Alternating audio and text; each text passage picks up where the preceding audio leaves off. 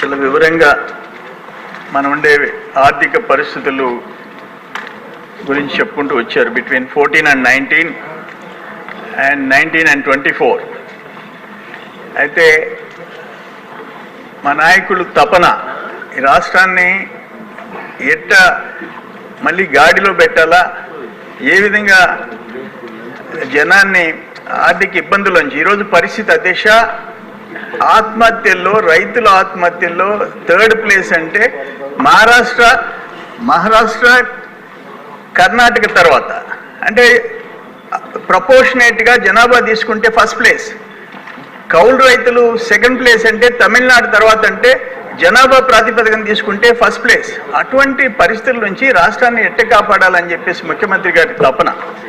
అయితే బాబు గారు ఎమ్మెల్యేలని, మంత్రుల్ని, అధికారుల్ని జనం కోసం బతకమంటాడు. జగన్మోహన్ రెడ్డి ధనం కోసం బతకమన్నాడు.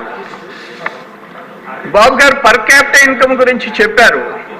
ఆయనకి ఎమ్మెల్యే పర్ క్యాపిటల్ ఇన్కమ్ ఎంత పెంచాలా, ఎంపీలది ఎంత పెంచాలా, మంత్రులది ఎంత పెంచాలా, తనది ఎంత పెంచుకోవాలా, అది తప్ప ప్రజల పర్ క్యాపిటల్ ఇన్కమ్ గురించి జగన్మోహన్ రెడ్డి ఆలోచించలే.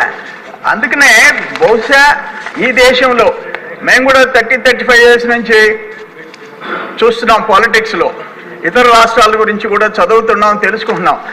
అందుకనే ఇక్కడ అవినీతి మీద హార్వర్డ్ యూనివర్సిటీ స్పెషల్ క్లాస్ నడిపి జగన్ దోపిడీ మోడల్ గురించి పాఠాలు చెప్పుకునే పరిస్థితి ఆంధ్రప్రదేశ్లో వచ్చిందంటే, అన్నపూర్ణ లాంటి ఆంధ్రప్రదేశ్ జగన్మోహన్ రెడ్డి వల్ల దోపిడీ రాష్ట్రంగా గుర్తింపు వచ్చిందంటే దురదృష్టం అది. ఈరోజు కూడా అక్కడికి పోయి చేసిన పాపాలన్నీ చేసి ఇక్కడ కూర్చొని కనీసం సమాధానం చెప్పలేని స్థితిలో పోయి ఢిల్లీలో కూర్చొని మళ్ళీ మనల్నే తిట్టే పరిస్థితికి రావటం దురదృష్టం.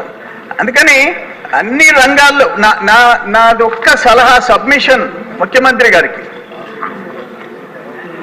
ఇప్పుడు స్టేట్లో కూడా ఎమ్మెల్యేస్లో, ఎంపీస్లో, కొంతమంది మినిస్టర్స్లో ఒక్కొక్క రంగంలో ఎక్స్పర్టైజ్ ఉండేవాళ్ళు ఉన్నారు.